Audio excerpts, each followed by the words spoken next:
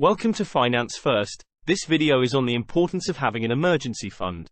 Life can be unpredictable, and unexpected expenses can quickly drain your finances if you're not prepared. In this video, we'll discuss why you need an emergency fund and how it can help you stay financially secure in times of crisis. First, what is an emergency fund? An emergency fund is a savings account specifically designed to cover unexpected expenses, such as medical bills, car repairs, or sudden job loss. It's important to keep this fund separate from your regular savings account and only use it for true emergencies. Why do you need an emergency fund? Having an emergency fund can help you avoid debt and financial stress when unexpected expenses arise.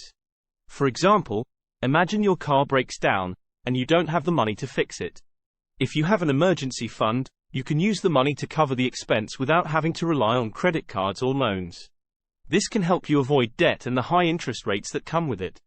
How much should you save in your emergency fund? It's recommended to have at least 3 to 6 months' worth of living expenses saved in your emergency fund.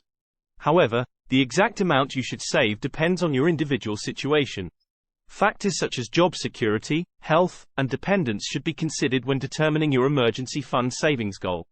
Where should you keep your emergency fund? Your emergency fund should be easily accessible, but not too easily accessible.